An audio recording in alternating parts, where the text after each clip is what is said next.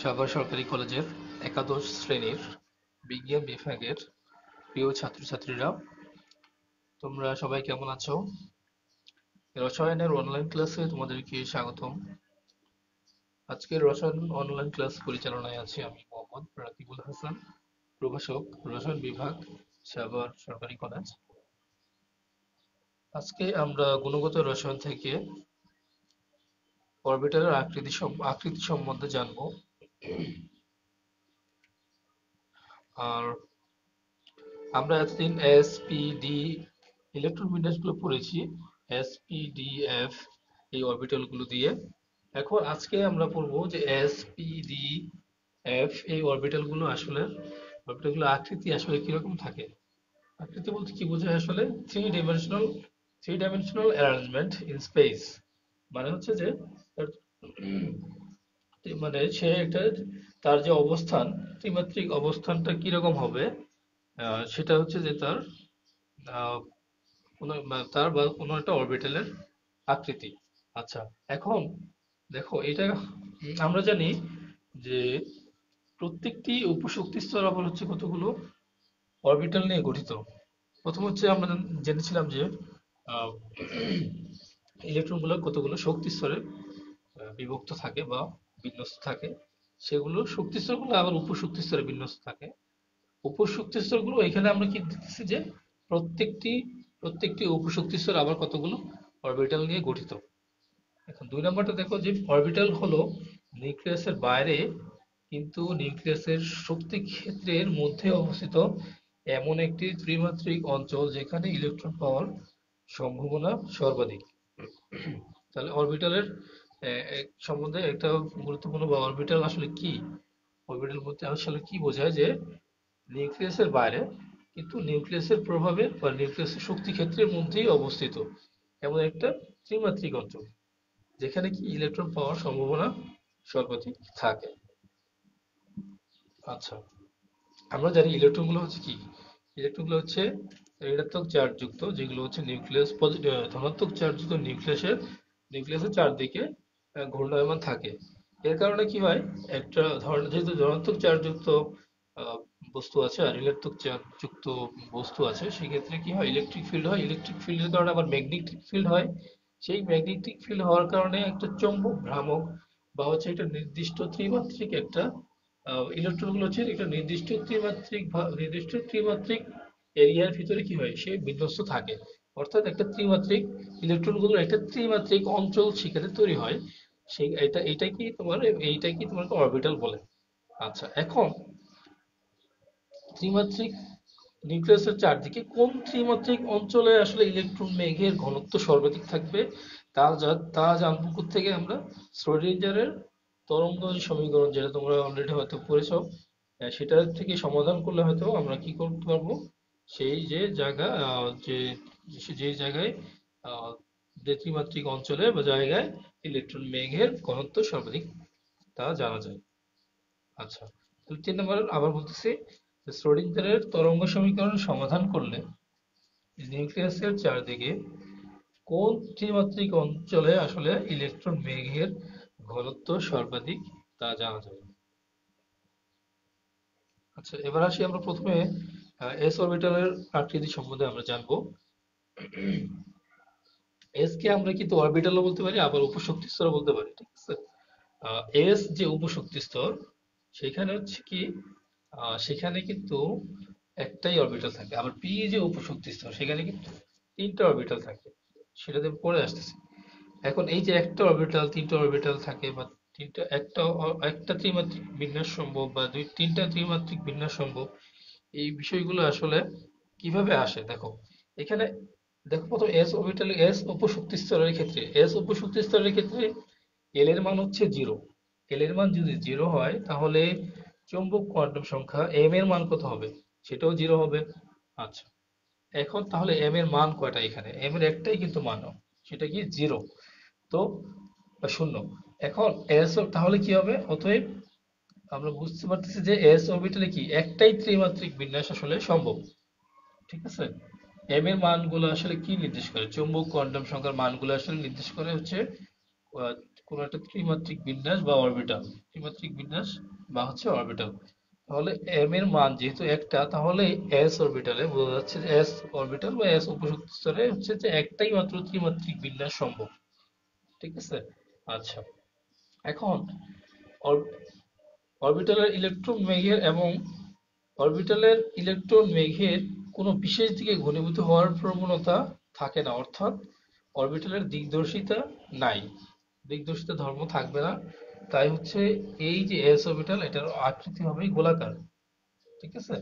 এই অরবিটাল, এই যে এস অরবিটাল যেটা, সেটার আকৃতি আমরা পড়তে যাচ্ছি। তো এখন দেখো অরবিটালের যে ইলেকট্রন, এই অরবিটালের ক্ষেত্রে যেহেতু এম এর মান 0, তাহলে অরবিটালের ইলেকট্রন বেগের কোনো বিশেষ দিকে ঘনীভূত হওয়ার কি প্রবণতা থাকে না। অর্থাৎ কি হবে, সে সব দিকেই চারদিকেই ছড়িয়ে ছিটে থাকবে ইলেকট্রনটা, ইলেকট্রন বেগের ঘনত্বটা। অর্থাৎ অরবিটালের কোনো দিকদর্শিতা ধর্ম নাই।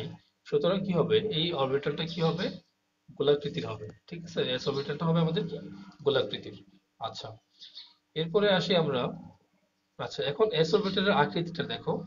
এখানে দেখো যে এক্স একটা এক্সিস বা এক্স অক্ষ, আর একটা হচ্ছে ওয়াই অক্ষ। মাঝখানে দেখো, মাঝখানে ওয়াই অক্ষ গোলাপি কালারের, উপরে জেড অক্ষ হচ্ছে নীল কালারের, আর এক্স অক্ষটা হচ্ছে এক্স, যেটা কালো রঙের, কালো রঙের।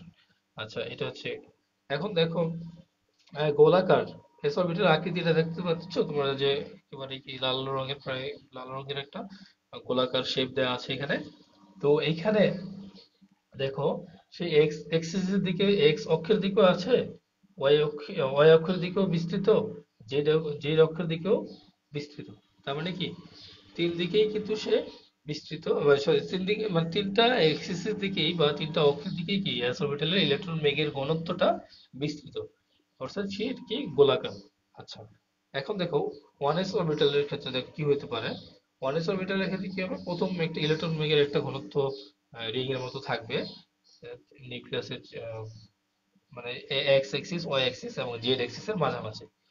আর টু এস অরবিটাল যদি কিরকম হতে পারে, টু এস যে অরবিটালটা, সেখানে দেখো এখানে আহ, প্রথমে তো অনেস অরবিটাল, এরপরে কিন্তু একটা নোডাল এরিয়া আছে, অর্থাৎ সেখানে ইলেকট্রন ঘনত্ব, ইলেকট্রন বেগের ঘনত্ব পাওয়ার সম্ভাবনা একেবারেই কম। এরপরে আবার দেখো কালো করে আরেকটা যে আহ, রেখা দেওয়া আছে মোটা চাকতির মতো, সেখানে আবার ইলেকট্রন বেগের ঘনত্ব আছে। সেটাই হলো যে নিচে দেওয়া আছে যে টু এস অরবিটাল। প্রথমে একটা কি, প্রথমে ভিতরে যেটা দেওয়া আছে সেটা হলো ওয়ান এস অরবিটালের ইলেকট্রন বেগের ঘনত্ব। আর মাঝখানে যে সাদা আছে, সাদা যেটা আছে সেটা হচ্ছে নোডাল এরিয়া বা নোড পয়েন্ট। এরপরে আবার সাদা এরিয়ার পরে আবার হচ্ছে চাকতির মতো, গোলাকার চাকতির মতো ইলেকট্রন বেগের ঘনত্বটা বিস্তৃত আছে গোলাকার ভাবে। সেটা হচ্ছে কি কি আবার টু এস অরবিটাল। এভাবে আবার পরবর্তীতে যখন থ্রি এস অরবিটাল আসবে, সেখানেও একটা নিউট্রাল পয়েন্ট থাকবে এরকম সাদা। এরপরে আসবে হচ্ছে যে থ্রি এস অরবিটালের ইলেকট্রন বেগের ঘনত্বটা এইভাবেই চাকতির মতো বিস্তৃত থাকবে, এবং প্রতিটা এক্সিস বা প্রতিটা অক্ষ জুড়েই সে বিস্তৃত থাকবে, অর্থাৎ সেটা গোলাকৃতির হবে। ঠিক আছে। আচ্ছা, এখন আসি পি অরবিটালের ক্ষেত্রে। পি অরবিটালের ক্ষেত্রে দেখো, পি উপস্তরের ক্ষেত্রে হচ্ছে এল এর মান কত, 1। তো এল এর মান যখন 1 হয়, তখন হচ্ছে চৌম্বক কোয়ান্টাম সংখ্যা, অর্থাৎ এম এর মান কয়টা তখন হবে, তখন হবে কয়টা মান, তিনটা মান, -1, 0 আর হচ্ছে +1। তো আমরা জানি যে এল এর মান যখন এল এর সাথে এম এর সম্পর্ক কি, এল এমটা হচ্ছে যে -L থেকে এম এর মান কিন্তু এল এর উপরে নির্ভরশীল, আমরা জেনেছিলাম কোয়ান্টাম সংখ্যা পড়ার সময় যে এম এর মানটা কিন্তু এল এর উপর নির্ভরশীল। অর্থাৎ এম এর মান হবে কত, -L থেকে জিরো সহ +L। তাও এখানে কি আছে, এল এর মান 1, তাহলে -L মানে -1, তারপরে 0, আর +L মানে হচ্ছে কি +1, তাহলে তিনটা মান থাকবে। এখন পি উপশক্তি স্তরে তিনটি ত্রিমাত্রিক বিন্যাস, তো যেহেতু এম এর মান তিনটা, তাহলে পি উপস্তরে হচ্ছে তিনটা ত্রিমাত্রিক বিন্যাস সম্ভব বা তিনটা অরবিটাল সম্ভব। তো এই তিনটা অরবিটালে ইলেকট্রন মেঘটা হচ্ছে ডাম্বেল আকৃতিতে ঘনীভূত থাকে। তোমরা ডাম্বেল ডাম্বেল চিনবে, ডাম্বেল হয়তো দেখেছো। এখন দেখো, যে তিনটা ত্রিমাত্রিক বিন্যাস বা আহ, যে তিনটা ভ্যালু আছে m এর তিনটা ভ্যালু, তাহলে কি হবে? তিনটা ত্রিমাত্রিক বিন্যাস সম্ভব বা তিনটা অরবিটাল সম্ভব। এই তিনটি অরবিটালে ইলেকট্রন মেঘ ডাম্বেল আকৃতিতে কিভাবে থাকে? ডাম্বেল আকৃতিতে ঘনীভূত থাকে। এই অরবিটাল গুলোর কি আছে, দিকদর্শিতা ধর্ম আছে। অর্থাৎ কি হবে, এবং যে ডাম্বেল আকৃতিতে থাকলেও তার হচ্ছে ডাম্বেল হচ্ছে আহ, তার ডাম্বেল আকৃতিতে থাকে, এবং কি হয় এদের px py এবং pz অরবিটাল রূপে চিহ্নিত করা হয়। কারণ হচ্ছে কি, একটা হচ্ছে যে ডাম্বেলের যে দুটো লোব থাকে, এই লোবগুলো হচ্ছে একটা হচ্ছে এক্স এক্সিস এর দিকে থাকে, এক্স অক্ষের দিকে থাকে, আর একটা হচ্ছে পি অক্ষের দিকে থাকে, আর একটা জেড অক্ষের দিকে থাকে। এখানে দেখো, ছবিটা দেখলে বুঝতে পারবা। এখানে দেখো এক্স অরবিটাল, যেটা P X orbital, P X orbital, two P X বা পি এক্স অরবিটাল, প্রথমটা দেখো যে এখানে যে ডাম্বেল আকৃতির কথা বলা আছে two P X orbital. Two P X কেন? এটা এই যে লোব গুলো আছে, দুইটা লোব আছে এখানে। ডান পাশে একটা লোব দেখো, আর একটা যে বাম পাশের লোব আছে। তো ডান পাশের লোব বা বাম পাশের লোব যেটা বলো, এটা হচ্ছে এক্স এক্সিস এর দিকে বা এক্স অক্ষের দিকে থাকে। ঠিক আছে, এই লোবটা। তাহলে এটা হবে আমাদের কি, two P X by P X orbital. ঠিক হলো যে কেন আসলে পি এক্স টা লিখি আমরা?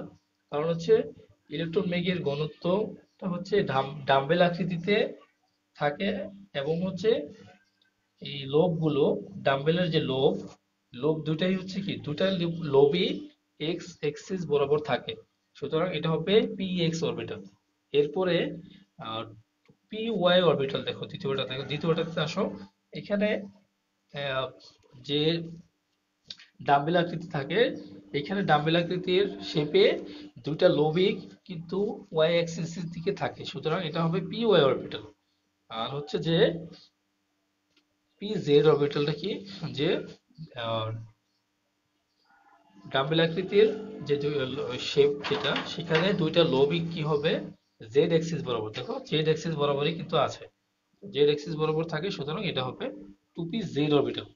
তাহলে আমরা গত ক্লাসে যে পড়েছিলাম যে ইলেকট্রন বিন্যাসের প্রয়োগের সময়, যে অক্সিজেনের ইলেকট্রন বিন্যাস করার সময়, যে টু পি ফোর যখন আমরা আঁকবো, তখন টু পি এক্স কুন্ডের নিয়ম অনুযায়ী বা ভেঙে যখন লিখবো আমরা two P X, two P Y, two P Z, তাহলে এই হচ্ছে আমাদের পি পি তিনটা পি অরবিটাল, তিনটা পি অরবিটাল, তাহলে কি হয়, তিনটা অ্যাক্সিস, তিনটা পি অরবিটালের ইলেকট্রন ঘনত্বটা আসলে তিনটা ইলেকট্রন ঘনত্ব বা তাদের যে লোব, সেটা কি হয়, তিনটা অ্যাক্সিস বা তিনটা অক্ষ বরাবর হয়।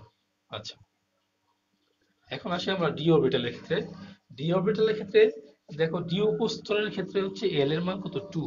এল এর মান যদি টু হয়, তাহলে এম এর মান কয়টা আসবে, পাঁচটা। একটা হচ্ছে minus two, minus one, zero, plus one, plus two. তাহলে যেহেতু এখানে পাঁচটা ভ্যালু, এম এর পাঁচটা ভ্যালু, তাহলে কি হবে, ই উপস্তরে হচ্ছে ইলেকট্রনের পাঁচটি ত্রিমাত্রিক বিন্যাস বা পাঁচটি অরবিটাল সম্ভব। তাহলে এই পাঁচটি অরবিটালকে আমরা, এই পাঁচটি অরবিটালে ইলেকট্রন মেঘ কি করে, ডাবল ডাম্বেল আকৃতিতে ঘনীভূত থাকে। এই অরবিটাল গুলোর দিকদর্শিতা ধর্ম থাকে, এবং এদের হচ্ছে যে আমরা কিভাবে ডিনোট করব বা চিহ্নিত করব, d x Y, D Y Z, D Z x, D x square minus Y square, এবং জি ডি জেড স্কোয়ার। ঠিক আছে, এই প্রতীকে আমরা চিহ্নিত করব।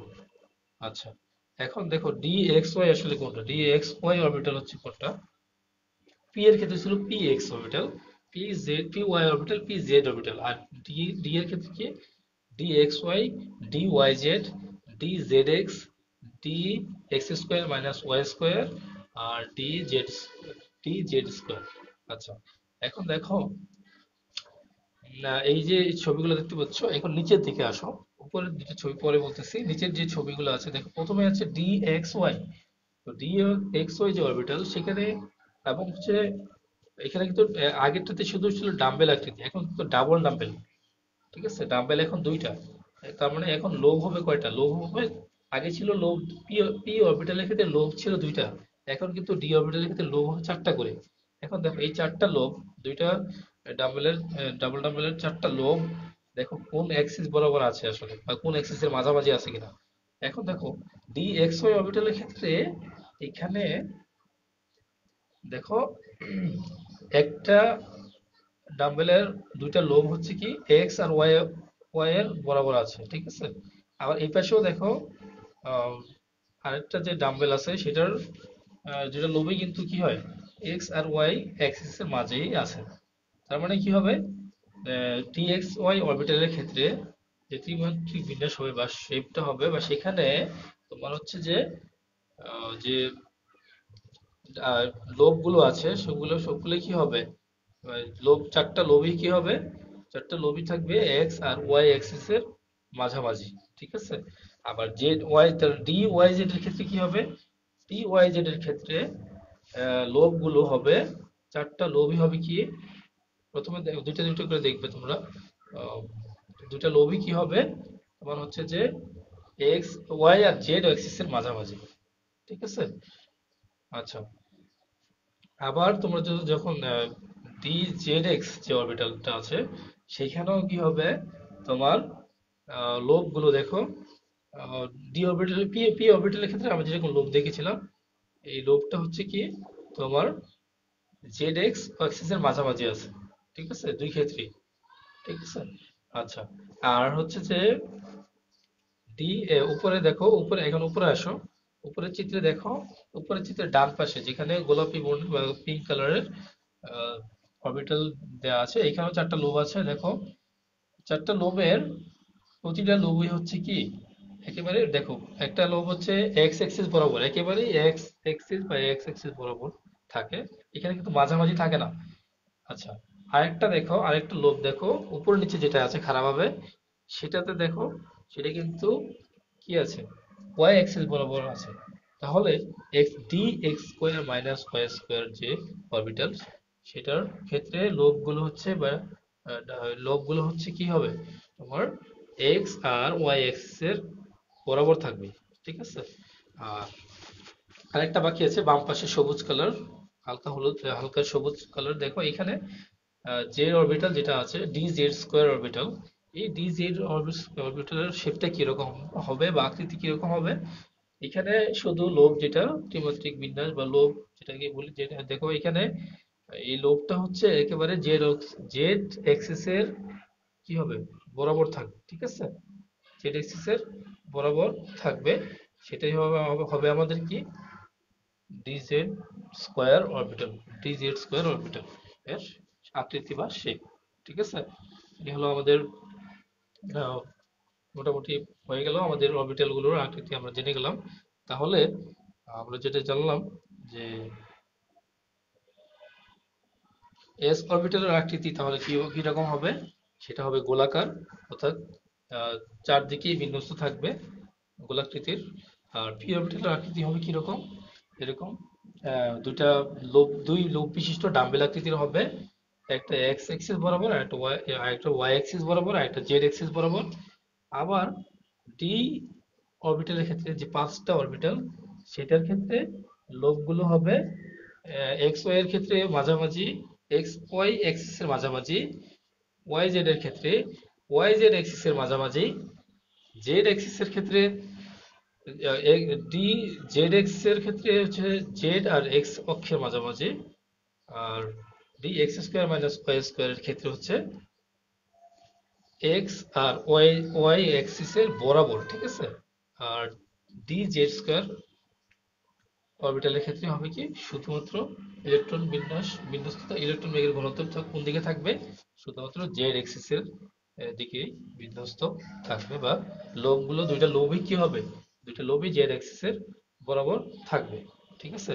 তাহলে ডি এক্স ডি যে অরবিটাল গুলো পাঁচটা অরবিটাল গুলো আছে এখানে দুইটা ফ্যাক্ট আমাদের একটা হলো যে লোবগুলো D x Y Y Z Z X এইগুলোর ক্ষেত্রে হচ্ছে এই তিনটা অরবিটালের ক্ষেত্রে হচ্ছে লোবগুলো থাকে অ্যাক্সিস গুলোর মাঝামাঝি, ঠিক আছে।